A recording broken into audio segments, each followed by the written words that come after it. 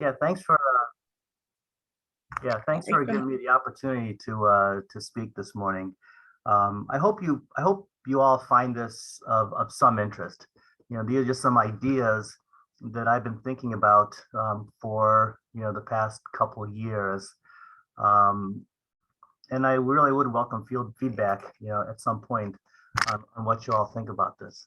But my working title is When the Professor Becomes a Student. I've been a professor for many years right now, but I just went through a process recently where I learned something totally new, and it really brought back a lot of memories of what it was like to be a resident. So I just want to give you some thoughts on that. So,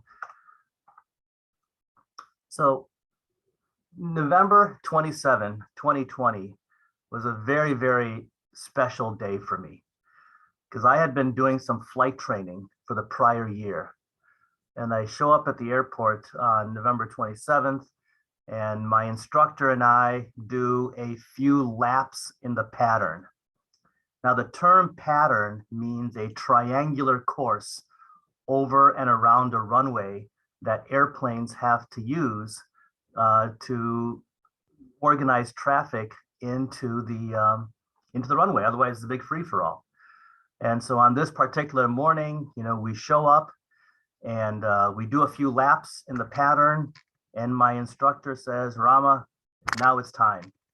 And so I go to the terminal. He signs my logbook to make it legal for me to fly by myself.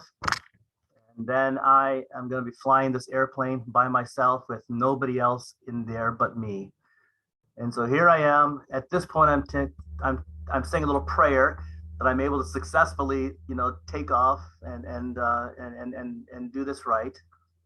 So the plane takes off successfully. Everything is fine.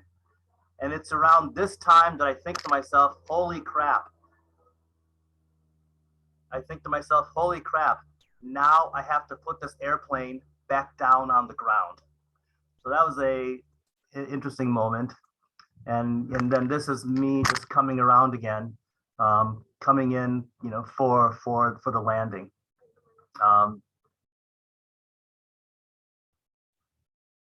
And so everything worked well. And so that was my first attempt at being a pilot, of soloing and being in an airplane completely by myself, with nobody else. It was a pretty special day for me. Now, what happens in pilots is that when a person solos for the first time, the tradition is that the instructor cuts the back of their shirt off. It goes back to the old days when the instructor would cut the coattails of a shirt, telling the student that they no longer need the coattails and that they can fly by themselves. And so I do have my shirt tail hanging in my office right next to me right now, which is my first solo on November 27, 2020. I continued to work, continued to practice, and ultimately this culminated in me getting my private pilot's license on November 7th of last year. So it was a pretty special day for me when I finally got that license. And since then, the weather's been kind of crappy here in Central Ohio, but I've tried to do what I can. My wife has been confident enough to go up in the air with me. We've done a few tours around the area.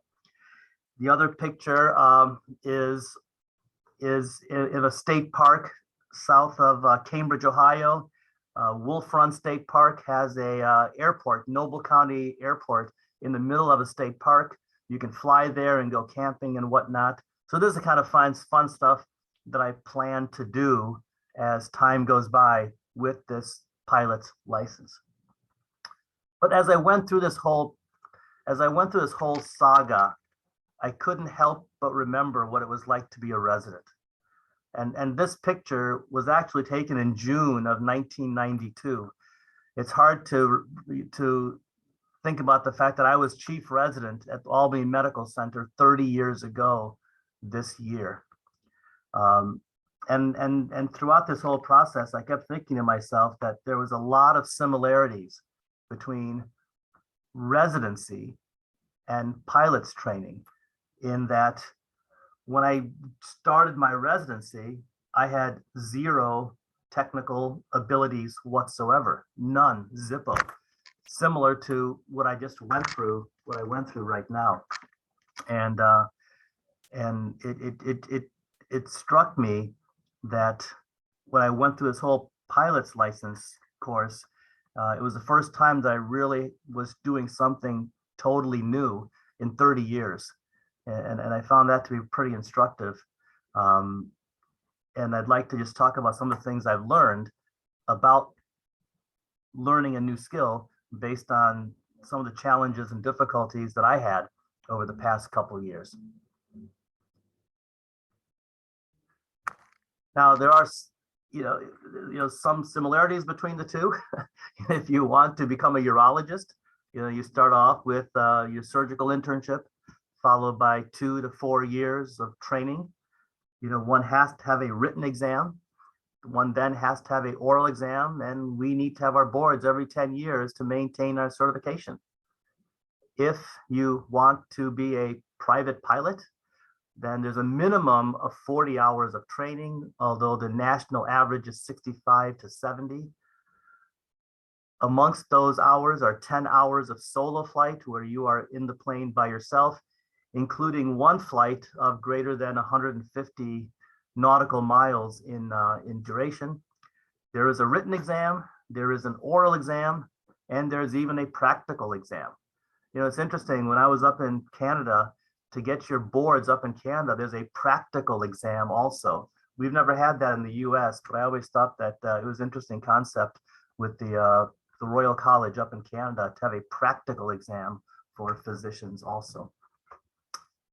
And to maintain your pilot's license, you have to have every 2 years, you have to have a review by somebody to document and demonstrate that you are maintaining your certification and your skills.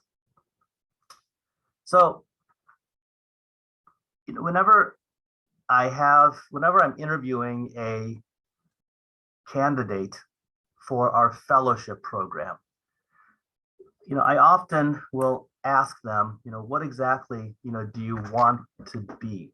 What level of pediatric urology do you want to practice? Do you want to be a rock star pediatric urologist? Well, we can get you there. Do you want to be an average? Do you want to be a good pediatric urologist? We can get you there. But it all depends on the student. I've had this discussion with fellow candidates for years, and I'm not sure that the candidates really understand what it is that I'm saying. But what I'm trying to put forth is that for the student to learn, a lot depends on the student's attitudes towards learning and how they choose to learn. And so if you want to be a rock star, we can get you there, but it's a long way to the top if you want to rock and roll. I'm a huge AC/DC fan, and if you want to be a rock star, it takes a lot of work. But we can get you there. We can get you there if the resident chooses that they want to get there.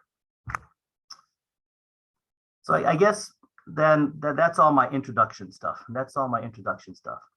So perhaps the first part of this discussion goes back to a couple of years ago.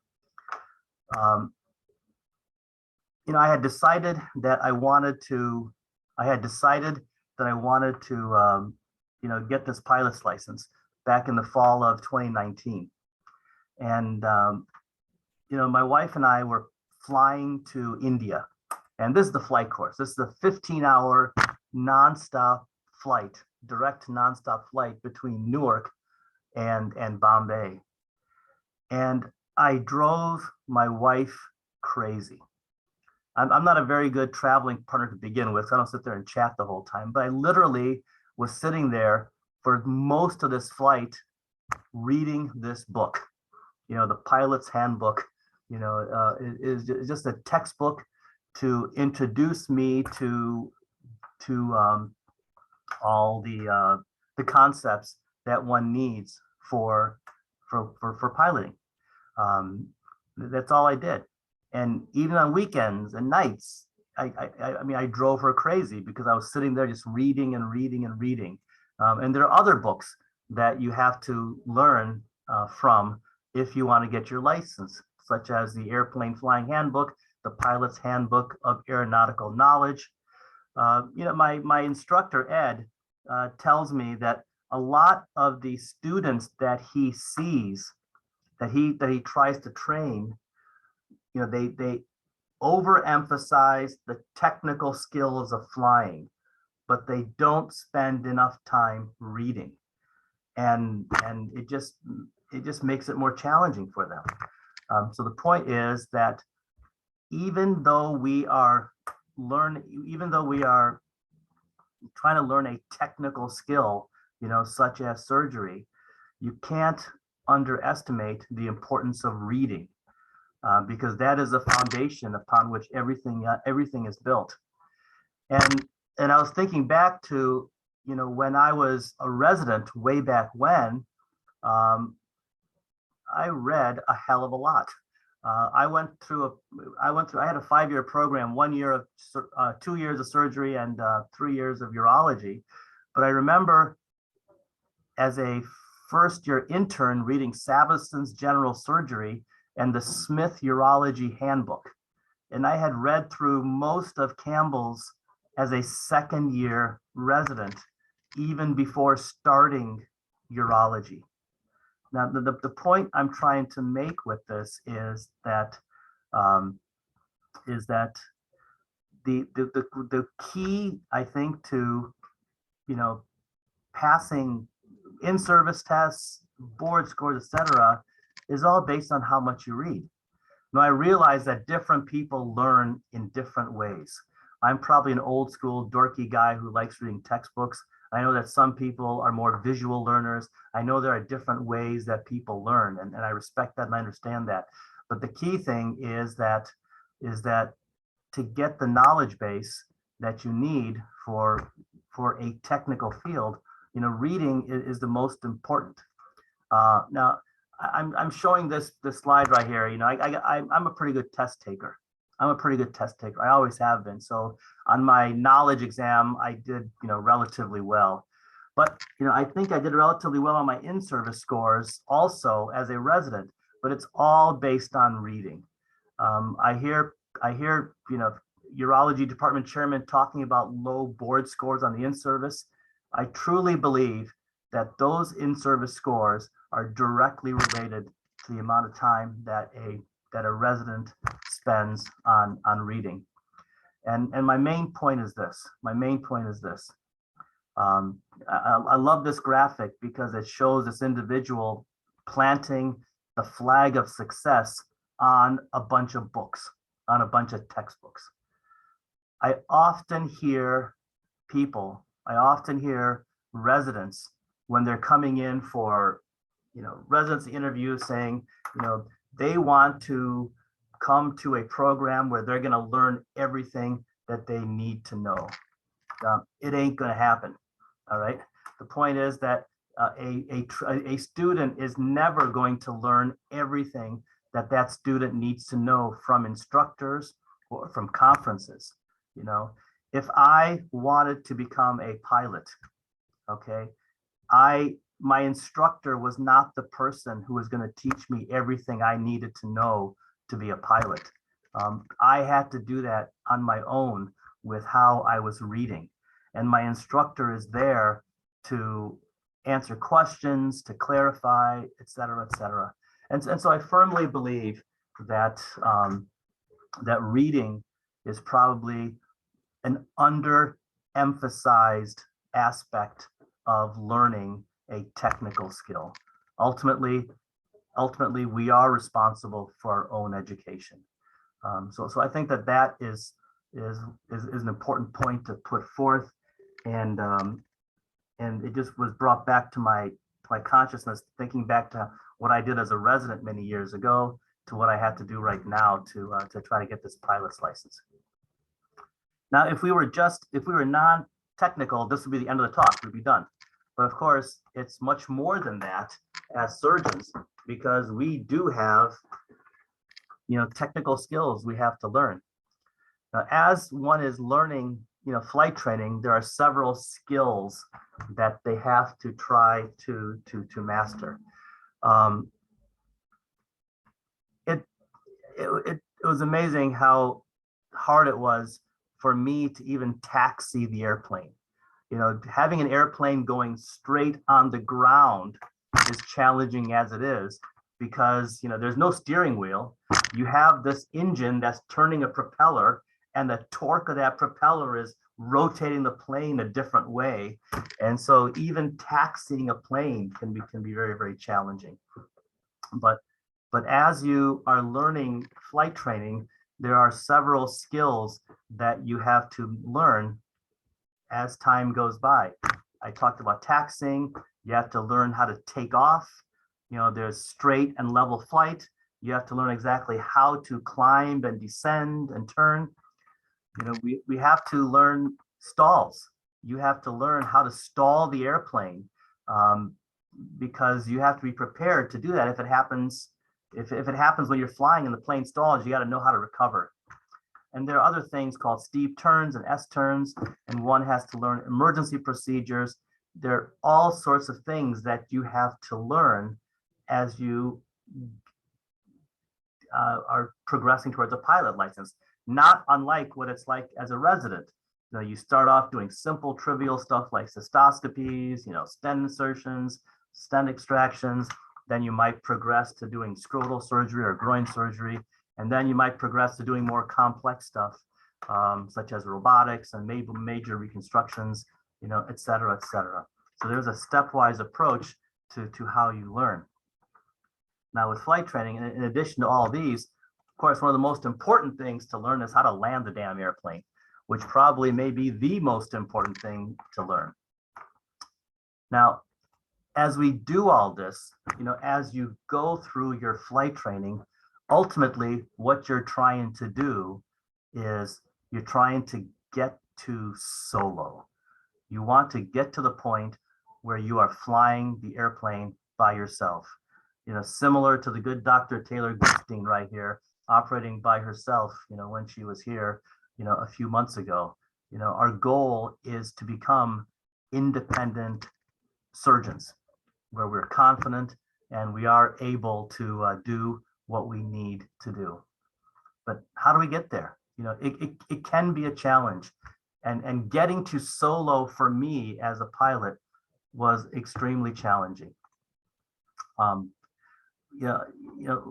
When you're landing an airplane, there are specific actions you have to take. You come down at a specific airspeed, and as you come down closer to the ground, you have to straighten out the airplane, which will automatically lower your airspeed. And as you come farther and farther down, you have to be able to lift up the nose so that you're not landing on your front wheel. If you land on your front wheel, then the engine can be destroyed. If you're coming in too fast, then you might bounce the airplane, kind of like skipping a rock, skipping a rock on a pond. If you come in too hard, if you land too hard, the plane might bounce, and then it might porpoise. And that is no fun when you start bouncing an airplane when you're trying to land it. Trust me, I've been there. It scares the crap out of you, when you do this. And so as I was going through this, as I was learning how to do this, it was hard. It was hard. And man, there are so many days when I said to myself, I suck, because I did. It was extremely, extremely challenging, for me to try to learn how to do this. And some of my colleagues here in Columbus, in children's know when I was talking about this, I keep saying, man, I suck. I also was part of this Facebook group, and I'm glad I did this, because it was all, I'm glad I posted this, because it's almost like a running record of what I was doing. at that and thinking at that time. But this is a post from October where I was telling this group that, I need a pep talk. I need help. I'm not, sorry. I'm not making progress, as I moving forward. I'm often getting discouraged. I can imagine that residents may often feel that way also as they are progressing along their program, that there are days when they get tense and nervous. There are there's some days when you do great, and there are other days where you might feel like you also want to hold up that sign, saying I suck. So yeah, it's interesting. So the question is, what to do? So what do you do if you're having trouble mastering a new skill? And this is what I thought about over the past couple of years. I think for me, the first thing was admitting to my instructor that I was having difficulties. Yeah, I mean, I would just tell Ed, I can't, I'm not able to get it. I am doing something wrong. Admitting my challenges was very, very important to me. Number two, I mean, you can't let the negative feelings overwhelm you. Yeah, there are days when I would say to myself, man, do I suck. But I could not let those feelings completely prevent me from moving forward. I had to accept the fact that I was having those negative feelings, but I had to move on. In a residency program, you have a lot of different people with lots of different skill sets. And I think it's very, very important to try hard not to compare yourself with someone else who seems to be, a little slicker, who seems to be doing better. This next line I have here, don't complain about it, fix it. One of the other instructors at the airport that I trained at, Grant, I was flying with him once, and I was coming in for a landing, and the plane was completely off, and I was whining about it. And Grant said to me, don't complain about it, fix it. You are the pilot. Take control of your actions. And I think that was such an important lesson that Grant told me, because rather than me sitting and holding up a sign saying I suck, what he's telling me is formulate a plan. Figure out how you can figure out what you need to do to fix my problem. And so what was the plan? What was the plan? Well, here's what I did. It was essentially just constantly reviewing each step in my mind, not unlike doing an operation, constantly reviewing. If I am trying to figure out how to land that airplane, what I would do is when I was walking, driving, showering, brushing my teeth, whatever, I would constantly review each step of the operation, of the landing, in my mind. At this point, I do this. At this point, I do this. And just burn those steps into my mind. I also, very, very importantly, would focus on the mistakes that I made, remembering those mistakes. And I am emphasizing the word mistakes. I made mistakes because, I would learn from them. There's another concept called chair flying, which is very important to pilots.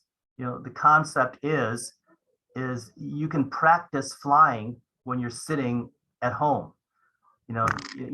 For example, there is a technique called slow flight, where you're literally trying to fly the airplane at a speed slightly above stall. And there are specific steps you have to do. You have to do specific steps with the carburetor heat. You have to drop down the power, the throttle. You have to raise the elevators. You have to increase the flaps. And there's a sequence of things that you have to do slow flight. And so with chair flying, you literally can do slow flight when you're sitting in your home.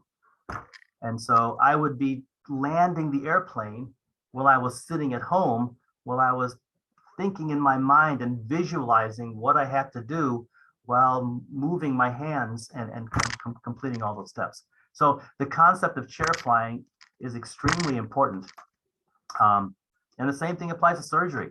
You know, if I have a little baby extra fee to do, even before I do the extra fee, I am thinking about that child's surgery in my brain the day before. So I think about all those steps to be prepared. So it's not something new. So anyway, it worked. It worked. And so back in November 2020, you know, like I talked about, I finally was able to solo. And as I said earlier, it was a remarkable day for me. Now, as with any, you know, saga, the story ain't there. I mean, just because I soloed, I at that day, I thought that I had the mistaken impression that I got it, that I knew how to fly. And I don't think I was necessarily arrogant, but I thought that, I got this, no problem. So what happened? What happened? You know, a couple weeks later, I said, okay, I'm going to go back to the airport and just practice some takeoffs and landings.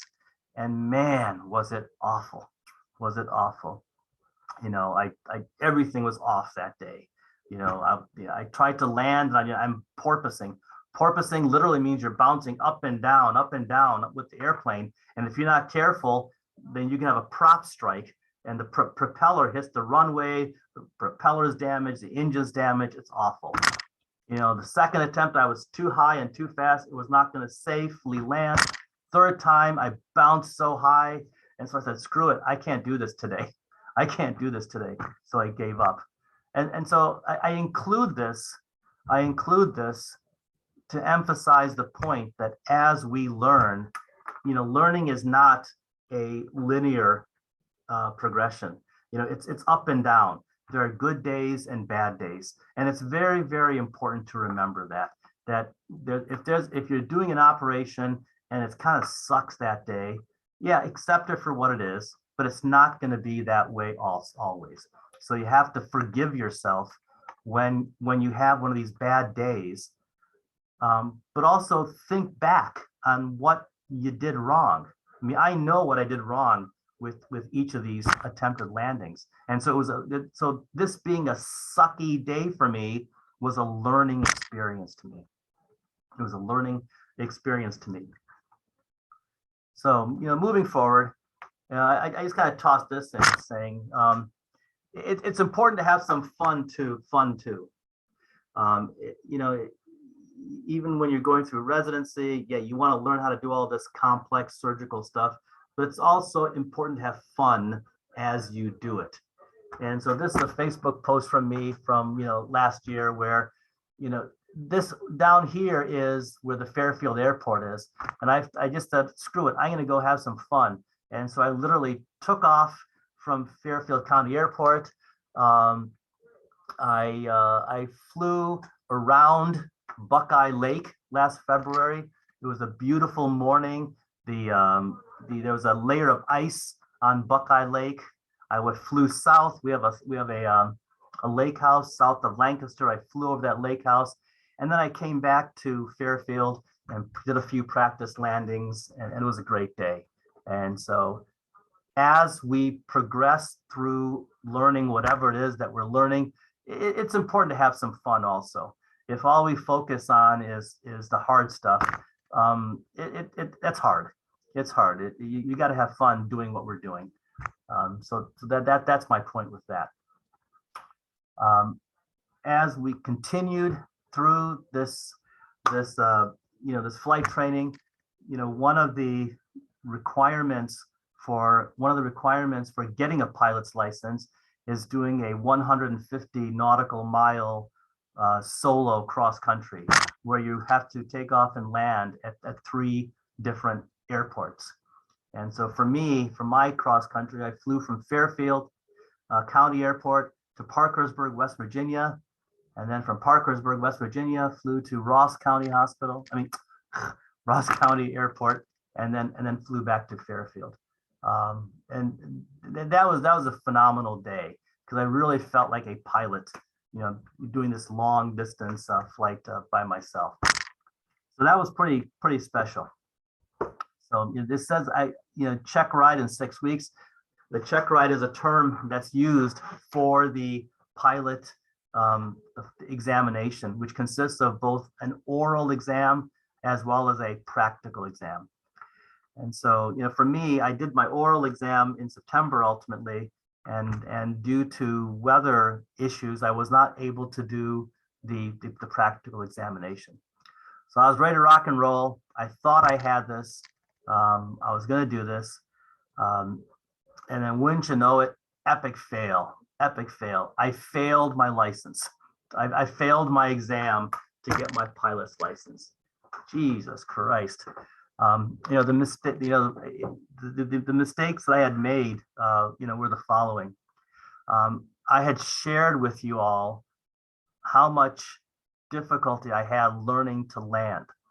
And so as I was preparing for my final exam, I focused all my attention on takeoffs and landings.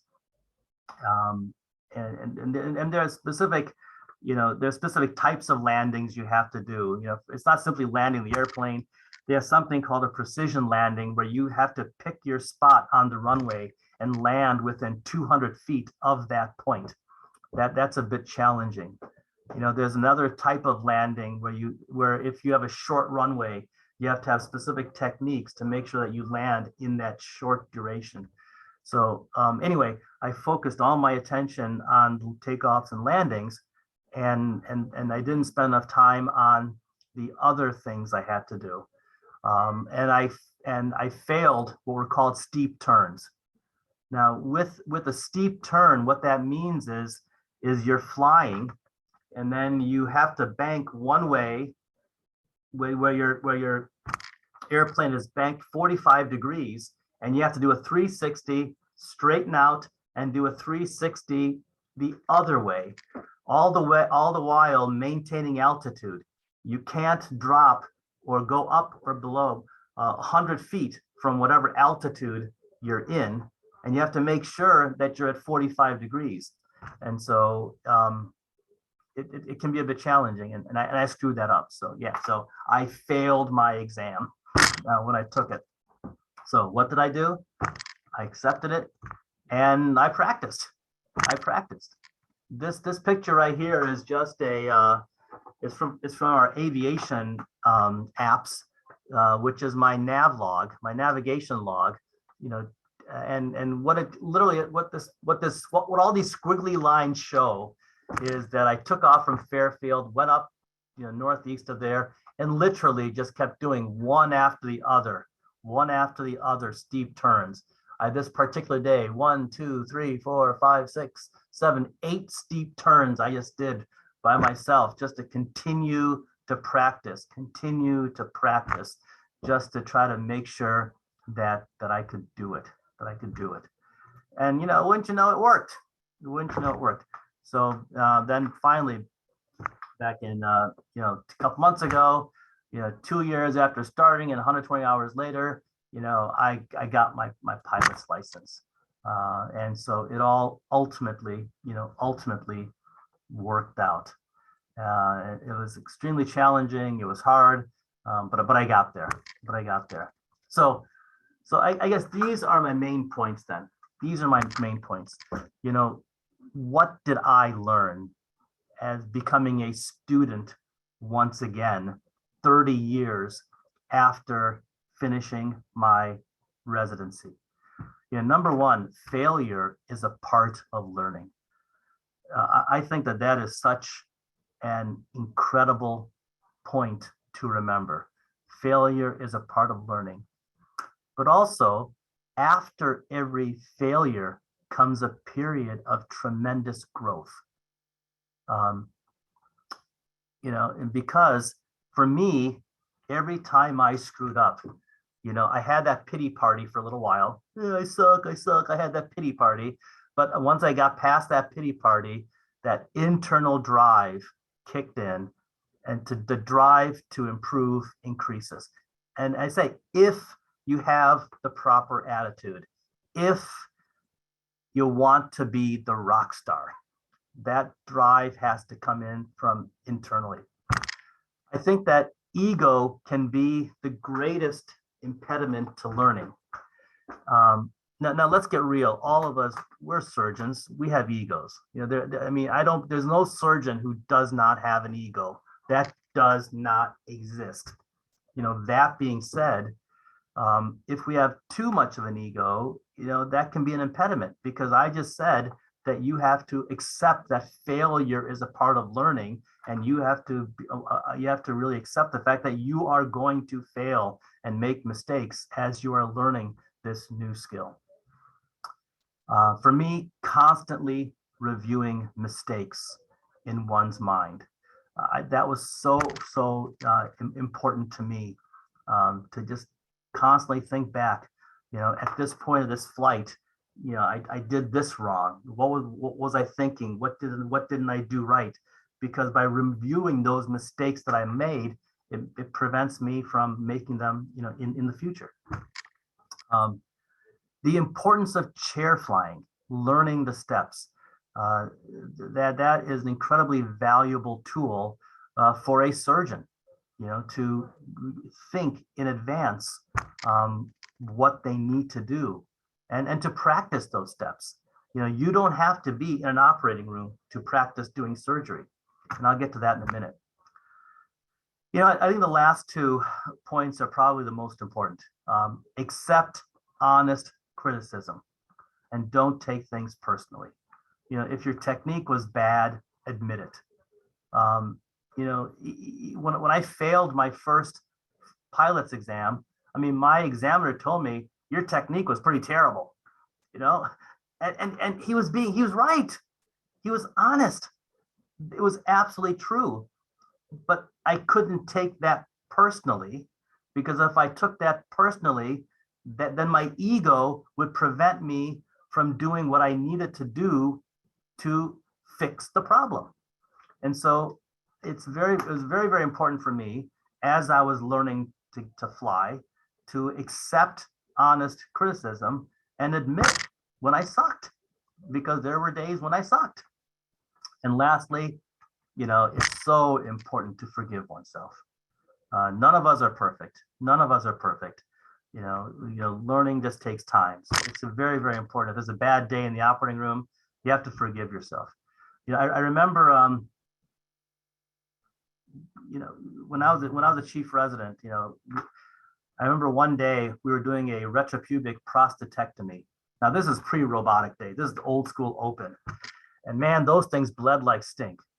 And we had done this radical prostatectomy, and I think I lost 7 liters of blood. It was ridiculous, and I was just, you know, standing by the wall, you know, with, you know, oh my God, what just happened?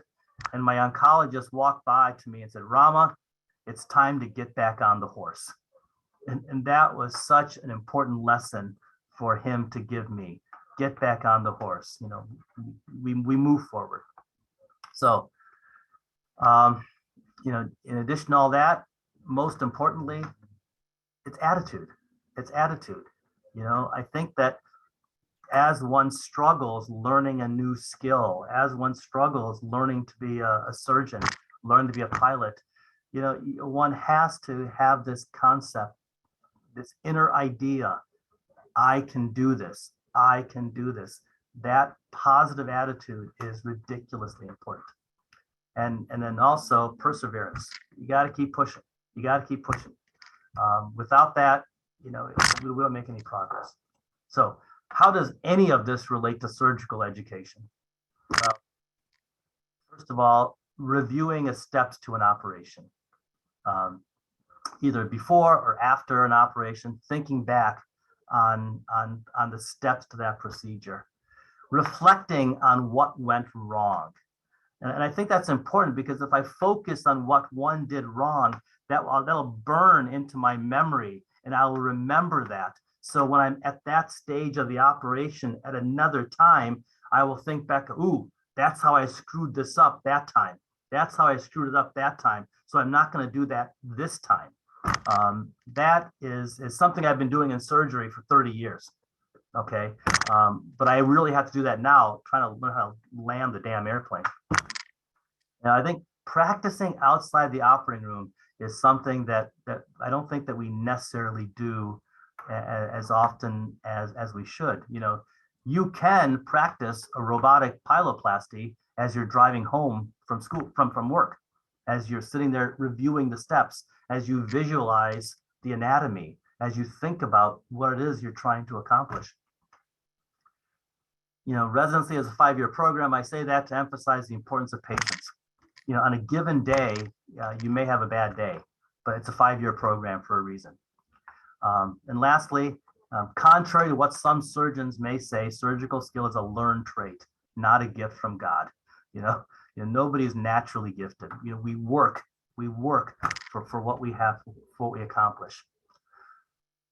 Now, simulation is something that we talk about all the time these days. You know, I think that you guys at OSU have a wonderful simulation program, and I just pulled these tweets from what you guys had pulled. You know, so much of my talk so far today has been the importance of practicing flying when you're not flying. You know, same thing goes for practicing surgery outside of the operating room. You know, I'm not a robotic guy, but this was me about 20 some years ago. You know, I had zero laparoscopic training as a resident and a fellow. And as I was trying to learn how to do laparoscopy, you know, this is a trainer. I bought this at the AUA once. This is pretty old school.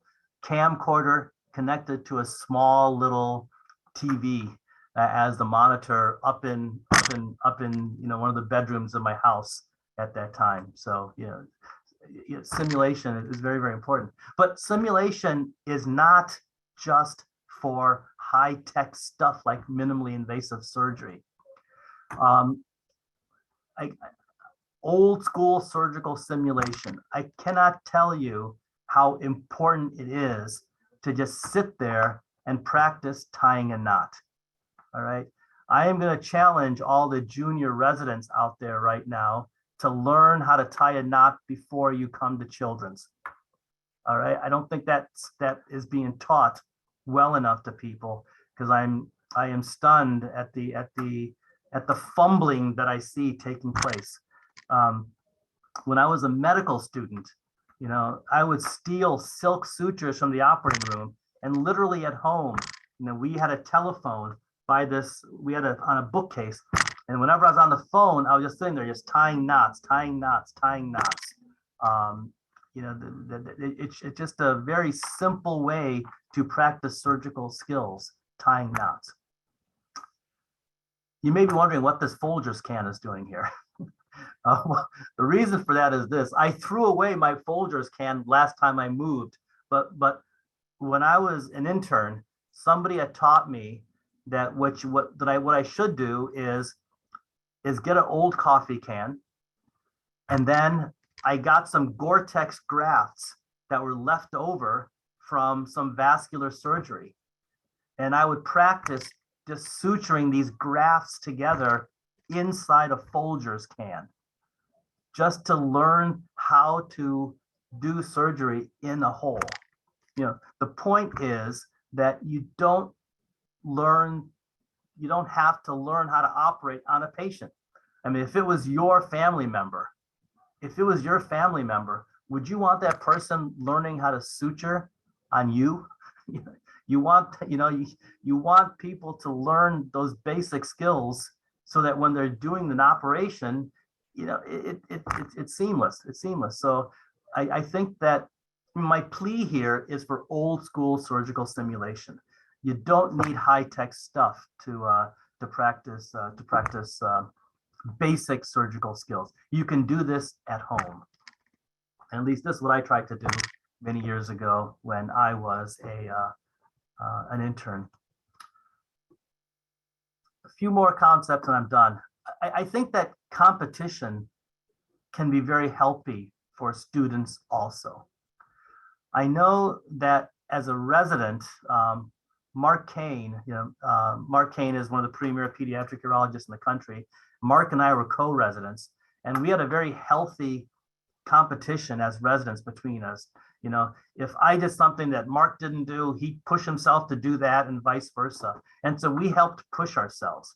And along for this pilot's license, I'm very grateful that Joe Meinking, who is Christina Ching's husband, was working at the same time on his pilot's license. So we would share notes. And whenever Joe did something that I hadn't done, that pushed me to try to get there and do it myself. So going through this journey with Joe was extremely helpful to my own education. Switching gears for a second, the other thing that I learned and going through this training, I'd like to think made me a better teacher.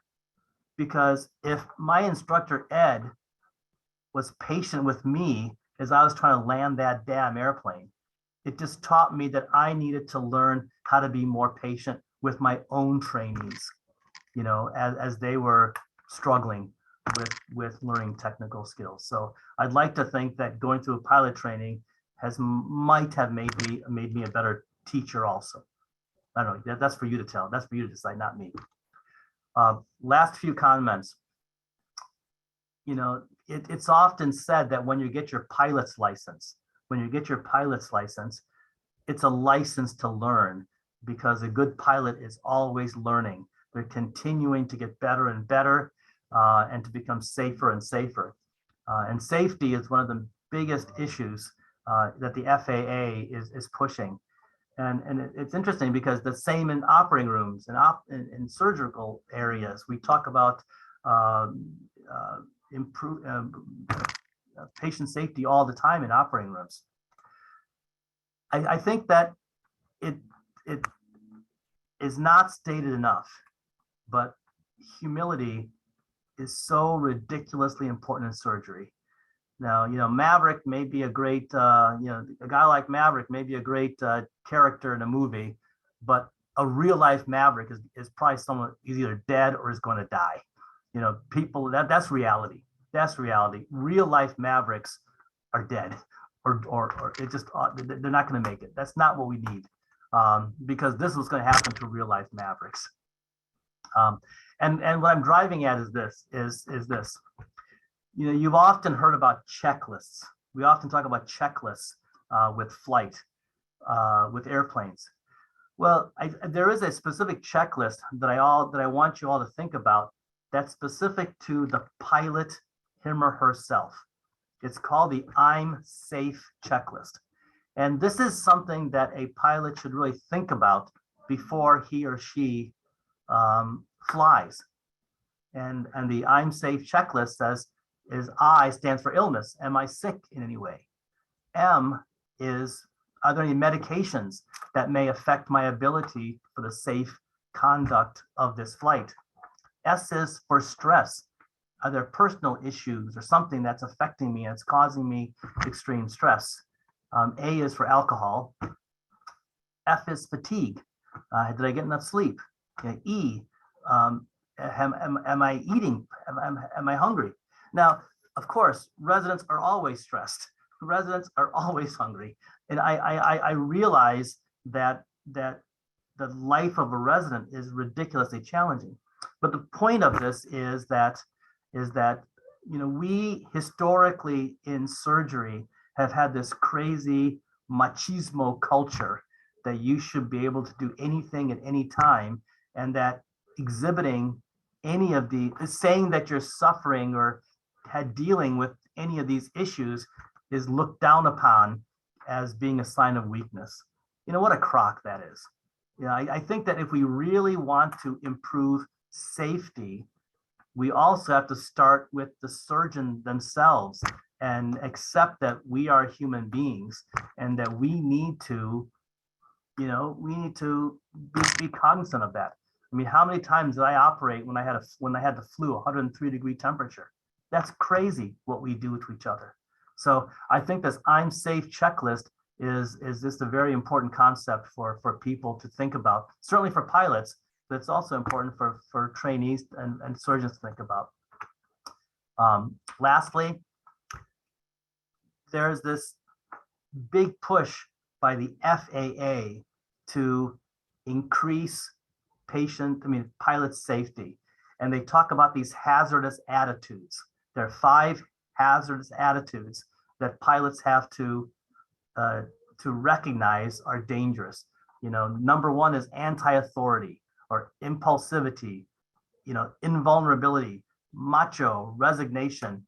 If a surgeon is feeling, or a pilot or a surgeon is thinking these ways, it's very, very important that they think about the antidote. And so many times I've seen surgeons think this way. You're not going to tell me what to do, or let's do this quickly. Let's do this quickly so we can get this done. I'm never going to have that complication. That ain't me. Or macho, I can do this crazy operation. This hazardous attitude concept that the FAA is pushing for pilots is also very, very important for surgeons to think about. So anyway, thanks for listening. I hope you all got something out of this. I know it's kind of an odd way to talk about surgical education, but this whole journey to getting a pilot's license has been one of the most meaningful episodes in my life. And I think that there are some really strong parallels between flight training and surgical training. So thanks for listening. And if you have any feedback, please feel free to email me and send me any comments you might have. So thank you. Thanks so much. That was great. Does anyone have any questions? We have a couple of minutes. If not, I have a question. I think one of the very valuable points that you made is kind of knowing when to give up. I guess my question is more specifically, if you're in the operating room that day, you can't just give up sometimes. What does that look like maybe specifically? Taking a step back, having the faculty member finish up, like what would that look like? No, that's a great question. I think that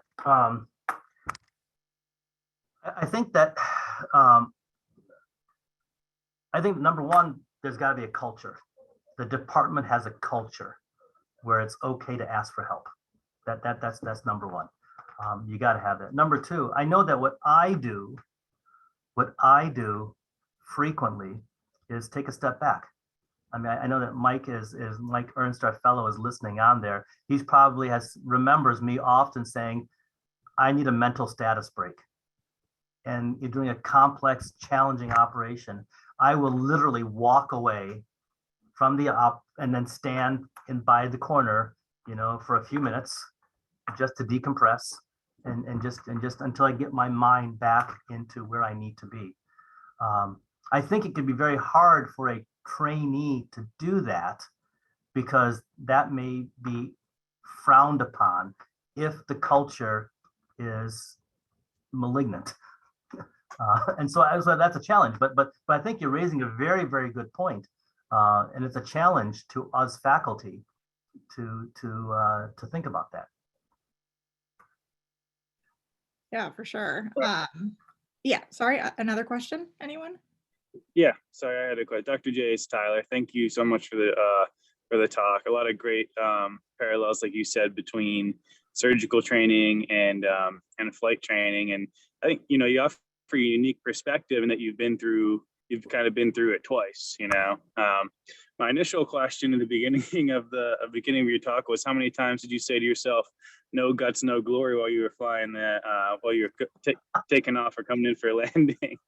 But a more serious question, I think in the surgical literature, there's emphasis currently in the surgical literature, at least, on resident autonomy and how to effectively train safe surgeons coming out of residency, balancing that with maintaining the safety of the patient.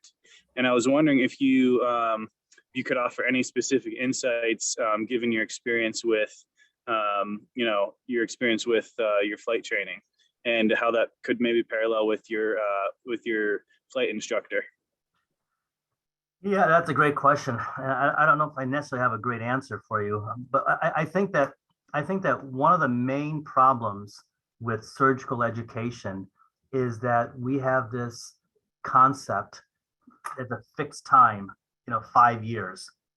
And that's when you have to get this done. Uh, that is a problem. I think that different people can learn at different rates.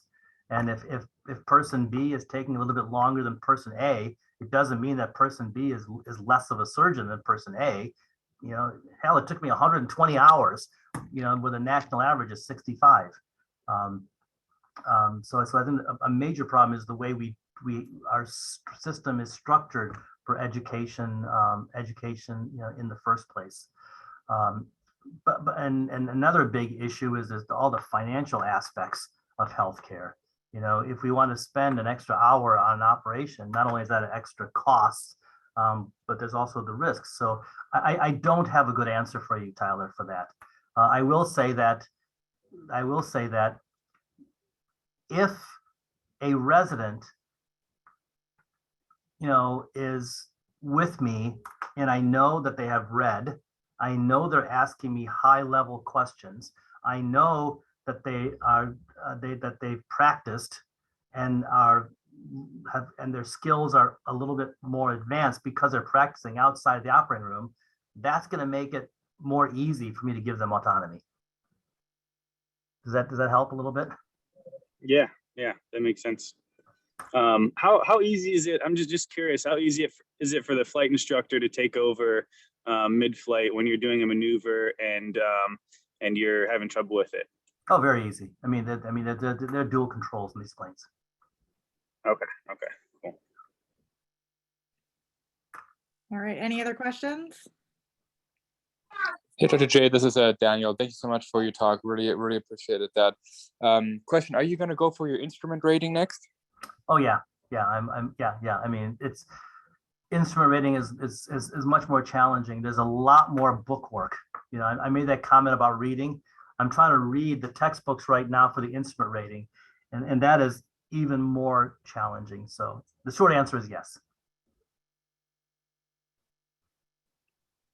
Anyone else? All right, I'm going to stop recording. Residents, you